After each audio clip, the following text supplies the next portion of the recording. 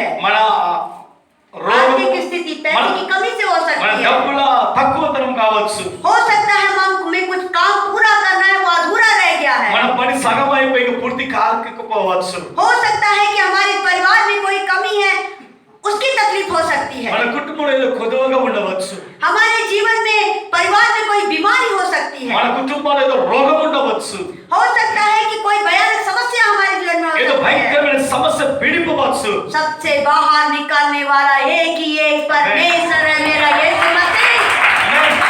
వాటినన్నిటిని బయటికి తీసే ఒకే ఒక వ్యక్తి మన ప్రభువు యేసు उसको క్రీస్తు. छोड़कर कोई नहीं। ఆయన తప్ప ఎవరు లేరు. आप एकदम गहरा विश्वास रख लो। గట్టి విశ్వాసంతో ఉండండి.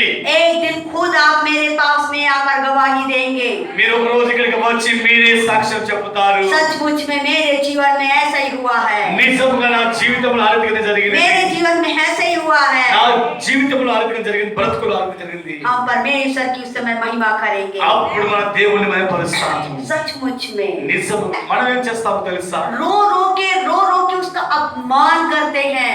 ఏడ్చి ఏడ్చి ఏడ్చి మన దేవుణ్ణి और जब हम रो रो के कोस के अपमान करते हैं ना, ఎప్పుడైతే మనం అతన్ని అవమానపరుస్తామో तब गुस्सा आ जाती है। అప్పుడు కోపం వస్తుంది. इसलिए इस बेटे को समझाए, అప్పుడు ఆ కుమారుణ్ణి అర్థమలాగా చెప్పాడు, मेरे जीवन में क्यों परीक्षा लेता है? నా జీవితంలో ఎందుకు సమస్య వస్తుంది? अरे कुछ देना चाहता होगा इसलिए लिया।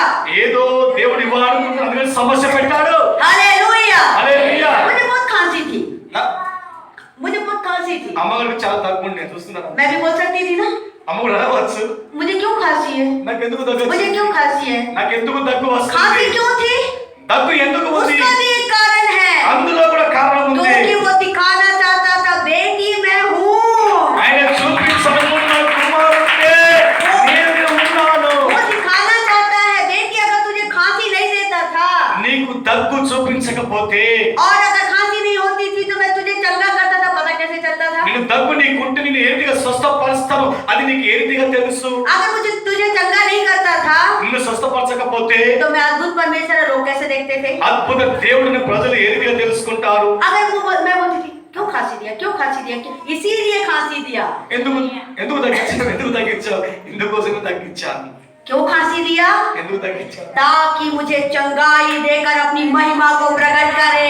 ఎందుకంటే దేవుడు స్వస్థపరిచి తను మహిమపరచుకోవడానికి. मुझे मालूम है అమ్మగారికి తెలుసు, अगर उसने दिया है ఆయన ఇచ్చాడంటే कुछ अद्भुत चमत्कार करने के लिए। ఏదో అద్భుతం చేయడానికి. हमें भी जब कोई तकलीफ दिया है, ఏదైనా కష్టం ప్రభు మనకి अगर ఇస్తే, कोई नुकसान दिया है, ఏదైనా నష్టం మనకు ప్రభు ఇస్తే, उसमें भी प्रभु की महिमा छिपी हुई है, అందులో దేవుని మహిమ దాగి ఉంది.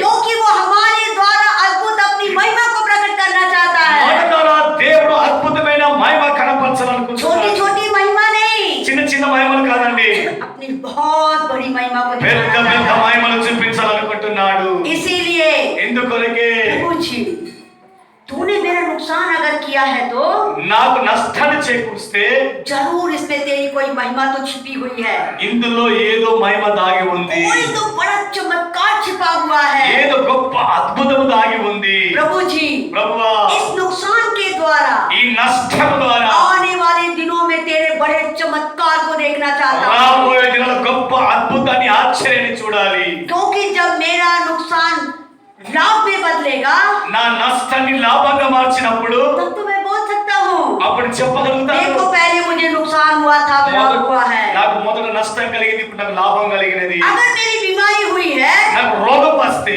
मैं कैसे बताऊंगा నేను ఎందుకు कि చెప్పగలను? मैं चंगा हुआ हूँ? నేను స్వస్థపరచబడ్డాను. तकलीफ होने के बाद चंगा हुए तभी तो गवाही दे सकते నాకు हैं। రోగం కష్టం వచ్చిన తరువాతనే స్వస్థపరచబడ్డతో చెప్పగలుగుతాను. अगर मेरे कुछ नहीं हुआ तो నాకు ఏమి కాకపోతే मैं क्या गवाही दूंगा? నేను ఏమి సాక్ష్యం मेरे पास చెప్పగలను? गवाही का कोई टॉपिक ही नहीं है, నాకు సాక్ష్యం చెప్పే టాపిక్ लेकिन లేదు.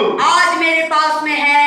ఈ రోజు నా యొద్ద ఉంది. मैं भयानक बीमारी में था, నేను భయంకరమైన రోగంలో देखो ఉన్నాను. परमेश्वर ने मुझे चंगा किया। చూడు, ప్రభు నన్ను స్వస్థపరిచాడు. प्रभु तेरे नाम की महिमा हो। ప్రభువా, నీ నామానికి మహిమ కలుగును గాక. कहते हैं ना, लाभ कब मिलेगा?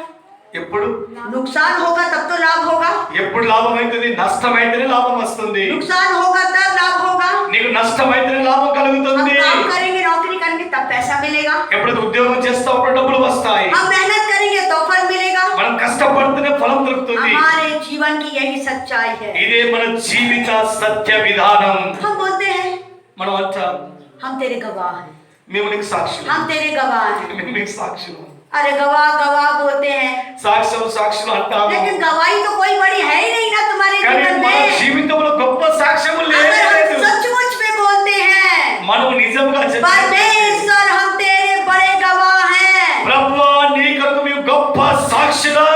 लेकिन बड़ा गवाह कब आएगा?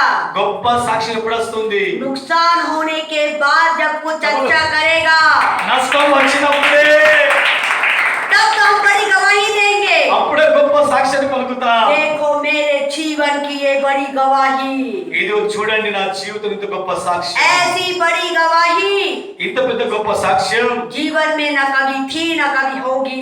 నా జీవితంలో ఎప్పుడు లేదు. ऐसे गवाह बनना प्रभु के। ఇలాంటి సాక్షులుగా ఉండండి ప్రభు. गवाह गवाह तो बोलते एक भी गवाही नहीं है। సాక్ష్యం ఉండదంటారు, ఎక్కడో సాక్ష్యం ఉండదండి. कभी बीमार पड़ा चंगा हो गया, అప్పుడప్పుడు రోగం వ్యాధిగ్రస్తుని స్వస్థపరచబడ్డా.